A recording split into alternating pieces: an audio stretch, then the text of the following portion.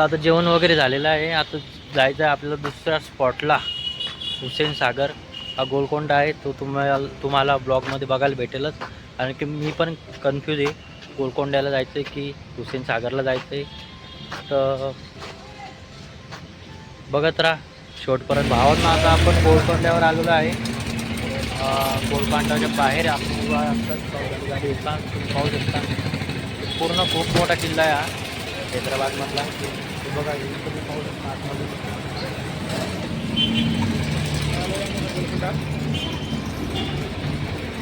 चलो हां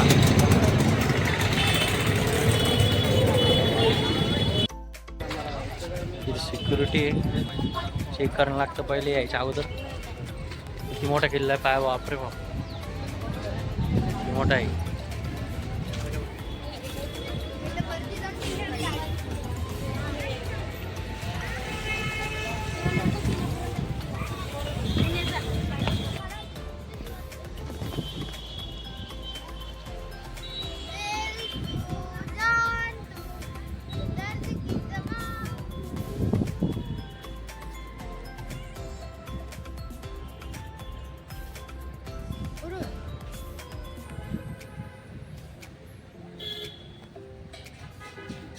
पूर्ण दान पाय कसं चालले पाहिजे जसे वावरात चालले डबा घेऊन.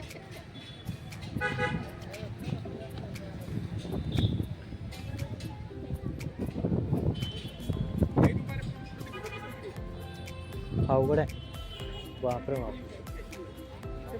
बाप किती मोठा आहे. ते तिथं शेवटचं टोक तिथं. हो 3 तास लागते. 3 तास लागते वर जायला.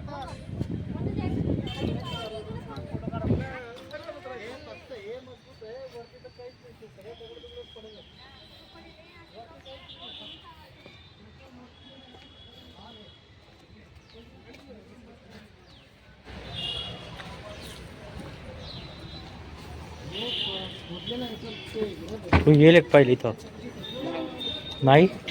हे पाय कोमल इथं मला तर वाटतं एक काय घेताल माहिती का, सभा घेताल नाही. मला बाथरूम दिसतं संडास गिंडास.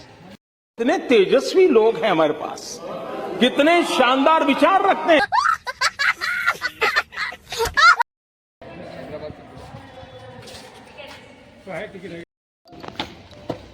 गोलकोंड्याचा आपल्याला काही खूप उशीर होणार, त्याच्यामुळे काय आपण जाऊ शकत नाही वरती. एवढं बाहेरचाच भाग पाहायला भेटणं आता आपल्याला.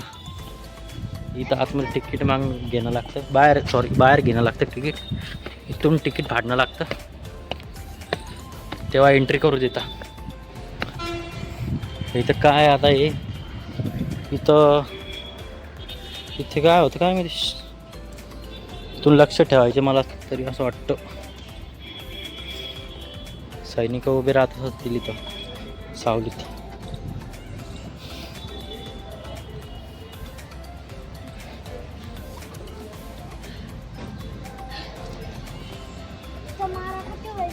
काय असेल रे इथं नेमकं. भाले गेले तलवार गेले बरं ठेवायचं असतील इथे आहे ना. तोप वगैरे तोपीच्या जाऊन जाते का अशी लावतात तोप आहे ना. तिथून नाही रे दादा, हे बा अशी इथं ठेवत असतील तोप. नाही पण एवढी जागाच नाही तोप लावायला.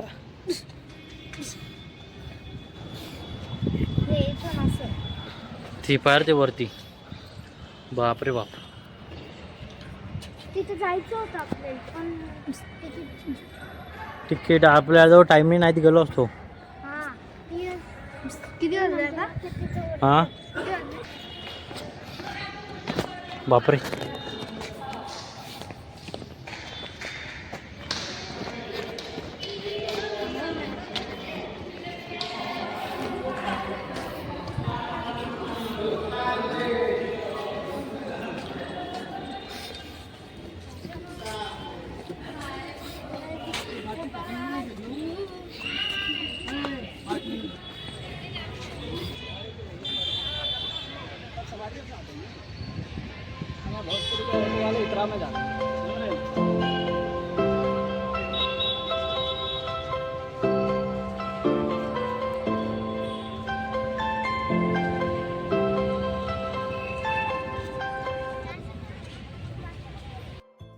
भावांनो, आता आपण आलेलो आहे डॉक्टर बाबासाहेब आंबेडकर यांच्या पुतळ्याजवळ, हुसेन सागरजवळ.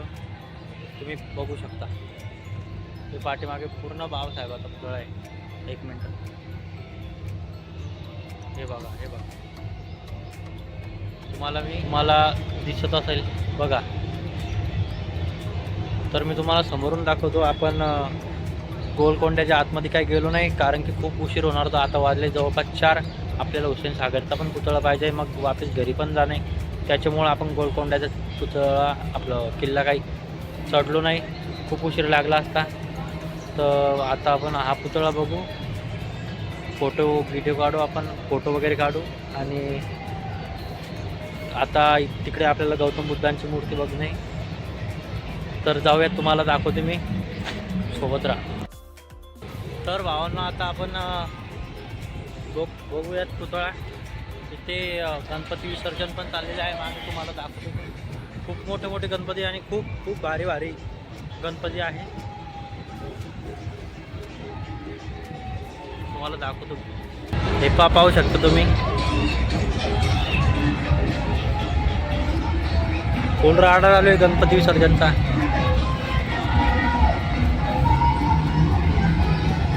आपण का तिकडे जाऊ नाही शकत, कारण की आपला स्पॉट आता इकडे आहे, कारण की आपल्या घरी पण जाणे. त्यामुळे मी तुम्हाला इथूनच जसं दाखवतो तसा, तुम्हाला जसा दिसेल तसा ॲडजस्ट करा.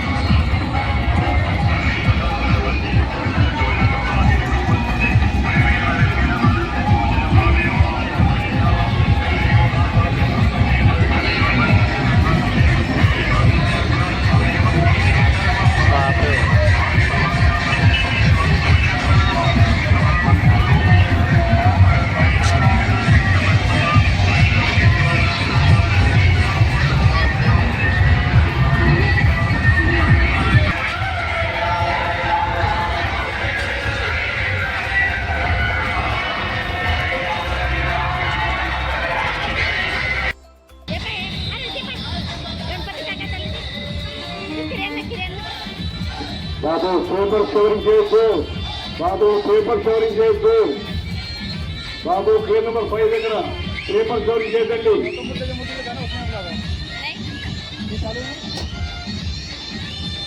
दुरून पाहिजे ती फक्त.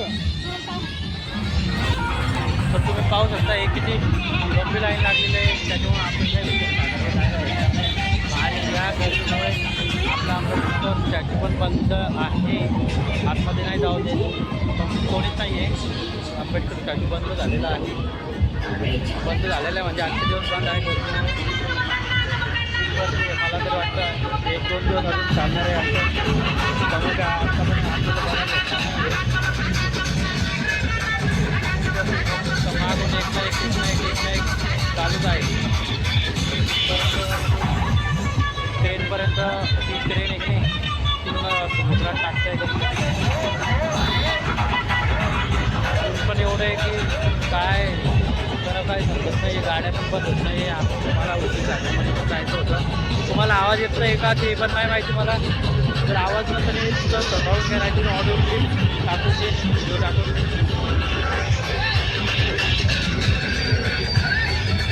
आपल्याला तिकडे जायचं आहे. जर का आपल्याला हे बंद नाही झालं लवकर, थोड्या वाजता आपण, आणि जर का लवकर बंद नाही झालं हे, तर मग आपल्याला डायरेक्ट आम्ही पोरं जाऊ उड्या मारून तिकडे बघून बघूया. बाकीचं आंबेडकर स्टॅच्यू बघून मला खूप भारी वाटलेलं आहे. खूप मोठा स्टॅच्यू आहे.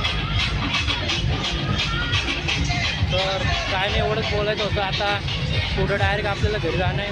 जर का हुसेन सागर बघायला भेटला तर, हुसेन सागर जर का नाही बघायला भेटलं तर आपल्याला घरी जायचं आहे.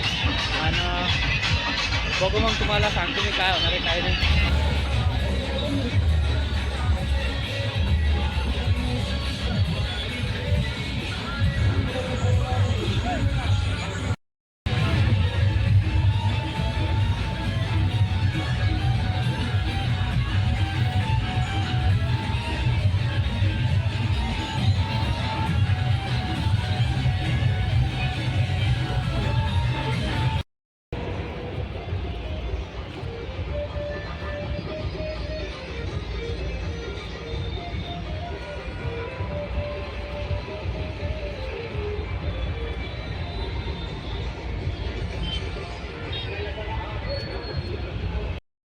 तर आता आपण निघलो इथून हुसेन सागरजवळून. आपल्याला आता कोणतं चारमिनार पाहायला जायचं आहे, तर आपण आता चारमिनार पाहायला जाऊ. मग त्यानंतर डायरेक्ट घरी.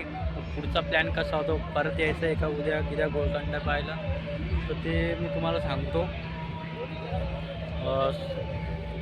बस काही नाही, आता एवढंच होतं, तर ते मी तुम्हाला सांगतो. आणि नंतर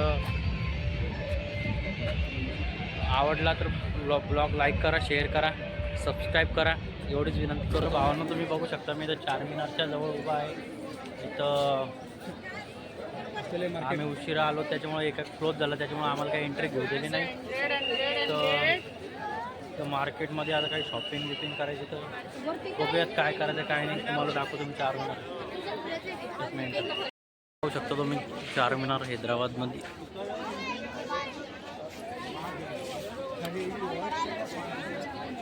मस्त आहे, पण आमचा टाईम संपला, आम्ही उशीर आलो, त्याच्यामुळं सगळं बंद झालं आहे. आमचं आज नशीबच नाही आहे काही पाहायचं.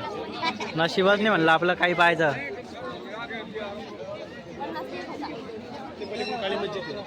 काळी मस्जिद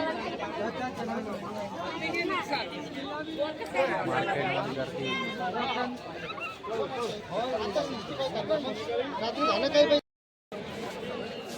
तर भावने तर पूर्णपणे मार्केट जाम झालेलं आहे. तुम्ही तर कवर घ्यायला गेलं मोबाईलचं, तर रिअलमी 11 आहे आपलं, तर त्याचं काही फक्त व्हाईटमधून कवर होतं, त्याच्यामुळे काय आपण कवर पण नाही घेतलं.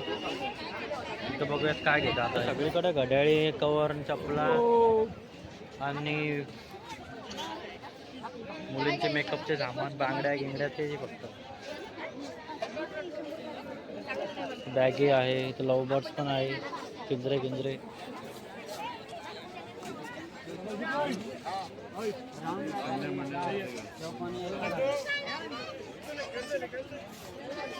कोणची घेणे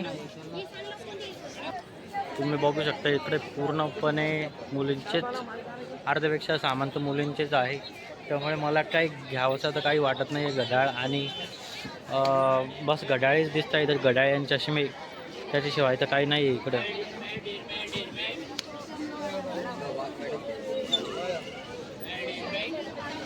काहीच नाही मुलांसाठी, काहीच नाही आहे.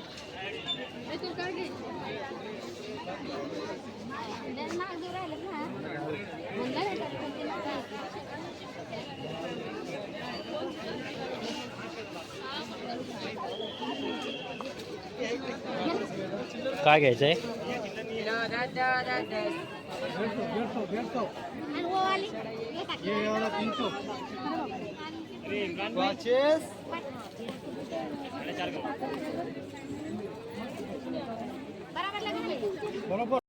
तर नमस्कार भावांनो, तुम्ही या ब्लॉगचा तिसरा पार्ट बघितल्याबद्दल धन्यवाद. या ब्लॉगमध्ये तशी बघितल्या गेल्यावर फारशी काही मजा आलेली नाही आहे, कारण की आपण जे प्लेस बघितले या ब्लॉगमध्ये ते आपल्याला सगळे प्लेस बघायला भेटलेले नाही आहे. खास म्हणल्यावर आपल्याला या ब्लॉगमध्ये जेवढं बघायला भेटलं तेवढं मी नशीबवान मानतो, कारण की आपलं तीनदा जाणं काही होत नाही आहे बाहेर ठिकाणी फिरायला. आणि आपण जो पहिला प्लेस बघितला ते होतं गोलकोंडाचा किल्ला. तो गोलकोंडाचा किल्ला म्हटल्यावर खूप मोठा किल्ला होता, तो कुतुबशहाचा किल्ला होता. आणि तो किल्ला आपल्याला बघायला भेटला नाही. याचं कारण असं आहे की आपल्याला तो किल्ला बघायला 3 घंटे लागणार होते. तर 3 घंटे लागणार होते, तर आपल्याला पुढे पण जाणं होतं, पुढचे प्लेसेस बघायला जाणं होतं, त्याच्यामुळे आपण काही गेलो नाही तर गोलकोंडाचा किल्ला बघायला. मी तुम्हाला ब्लॉगमध्ये जेवढा दाखवला बाहेरून तेवढाच बघायला भेटला. आणि त्यानंतर आपण गेलो हुसेन सागरकडे गणपतीचं विसर्जन चालू होतं, त्यामुळे आपल्याला ते पण आपल्याला काही बघायला भेटलेलं नाही आहे, कारण गणपतीचं विसर्जन म्हणल्यावर गर्दी पण असते. आणि हुसेन सागर म्हणल्यावर ते एका पाण्याच्या तिकडनं एक्झॅक्ट गौतम बुद्धांची मूर्ती आहे मोठी.